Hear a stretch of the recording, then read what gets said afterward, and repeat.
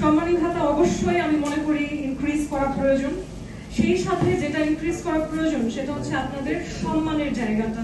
সংগ্রামের পর যে নতুন সরকার দেশের দায়িত্ব নিয়েছে, তারা সবসময় বলে এবং আমরাও বিশ্বাস করি যে এই প্রক্রিয়া হচ্ছে গণতন্ত্র পুনর্গঠনের। গণতন্ত্রের প্রাথমিক ভিত্তি আসলে কিন্তু সংসদ নয়।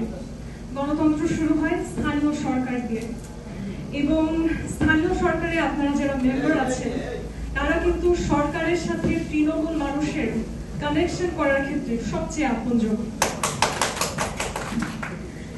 এবং আমি বিশ্বাস করি বাংলাদেশের যে ভবিষ্যৎ, সেই ভবিষ্যৎ গঠনের আইন প্রণয়নের কাজ হয়তো আমাদের এমপি মন্ত্রীরা করে থাকেন, কিন্তু সেটা বাস্তবায়নের জন্য তৃণমূলের প্রতিটি মানুষের কাছে, ইউনিয়ন পরিষদে, পৌরসভায়, ওয়ার্ডে সাধারণ মানুষের সবার যে সম্পৃক্ততা, সেটা গড়ে তোলার ক্ষেত্রে মেম্বারদের ভূমিকা অবশ্যই সবচেয়ে গুরুত্বপূর্ণ। এবং এই ভবিষ্যৎ সচিবালয়ে নয়, বরং শুরু হয় একেবারে প্রান্তিক জনগোষ্ঠীর মধ্যে কোলাবোরেশন থেকে। সরকারের প্রতি মানুষের আস্থা তৈরি করার যে প্রক্রিয়া, সেটাও আসলে আপনাদের উপরেই ডিপেন্ড করে। আজকে একটা বিষয়ে আমার নজর কাটছে এবং আমার নিজেরও খুব খারাপ লাগছে। আপনারা বারবার বলছেন সম্মানী ভাতা। সম্মানী ভাতা অবশ্যই আমি মনে করি ইনক্রিজ করা প্রয়োজন। সেই সাথে যেটা ইনক্রিজ করা প্রয়োজন সেটা হচ্ছে আপনাদের সম্মানের জায়গাটা।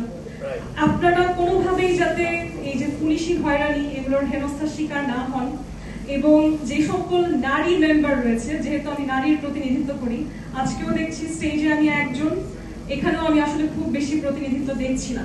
আমাদের কিছু বাস্তব সমস্যা স্বীকার করে নিতে হবে যদি আমরা বাস্তব সমাধান চাই।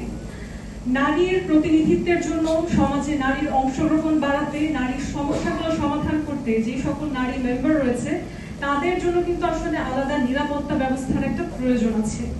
এই নিরাপত্তা হয়তো একজন সংসদে বসলে পান, এই নিরাপত্তা হয়তো একজন মন্ত্রী হলে পান, কিন্তু স্থানীয় পর্যায়ে নারীর অংশগ্রহণ বাড়াতে হলে এই নিরাপত্তাকে আসলে সম্প্রসারণ করে নারী মেম্বারদের পর্যন্ত নিয়ে যেতে হবে। তো আজকে যেই কথাগুলো আপনারা তুলেছেন তার মধ্যে আমি আসলে নারীর জন্য নিরাপত্তা, স্পেশালি মেম্বারদের জন্য, এটাকে খুব জোরালো ভাবে প্রস্তাব করব। এর বাইরে একটা বিষয় হচ্ছে স্বচ্ছতা, জবাবদিহিতার জায়গা। তো স্বচ্ছতা, জবাবদিহিতা এখন তো 2026 সাল, এখন সবার হাতে হাতে মোবাইল ফোন আছে, বাসায় ল্যাপটপ আছে, মিনিমাম একটা সাইবার ক্যাফেতে গিয়ে ল্যাপটপ বা কম্পিউটার চালানোর অবস্থা আছে। ইনফ্যাক্ট আমরা এতটা উন্নতি করেছি, এখন কিন্তু সাইবার ক্যাফেও খুব একটা দেখা যায় না, সবার যার যার বাসায় ডিজিটাল কানেকশন আছে। সেই ক্ষেত্রে 2026-এ এসে আমার মনে হয় স্বচ্ছতার জায়গায় একেবারেই মেম্বার চেয়ারম্যানের সাথে আমাদের যিনি প্রধানমন্ত্রী আছেন, একেবারে তারও কিন্তু সরাসরি যোগাযোগ স্থাপন করা সম্ভব।